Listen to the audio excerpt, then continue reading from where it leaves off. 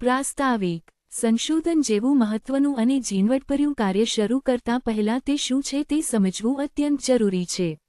સંશોધકના મનમાં સંશોધન કાર્યનો ખ્યાલ સ્પષ્ટ હોય, સમગ્ર કાર્યને તે બરાબર સમજતો હોય તો પોતાને જે નવીનતમ કામ હાથ ધરવાનું હોય તે રસ, આનંદ અને ઓછી મુશ્કેલીએ પાર પાડી શકે.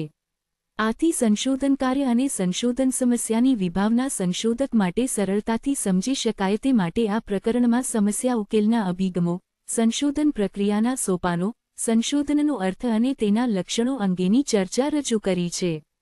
ઉપરાંત સંશોધનમાં અર્થરૂપ પરિબળો પણ દર્શાવ્યા છે.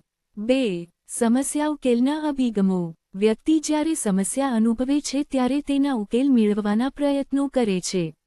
સમસ્યાનું નિરાકરણ મેળવવાના ઘણા રસ્તાઓ હોય છે, જે પૈકી કેટલીક પ્રયુક્તિઓ અત્રે દર્શાવી છે. 1. પ્રયત્ન અને ભૂલ. સમસ્યાનો ઉકેલ મેળવવાની આ સૌથી જૂની પ્રયુક્તિ છે.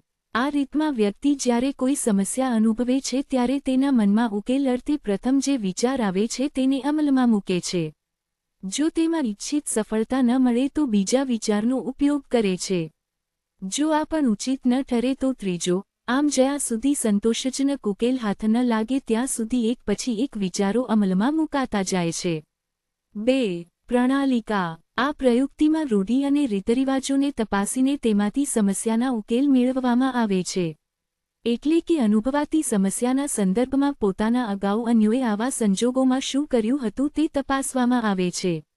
3. નિષ્ણાતોનું માર્ગદર્શન.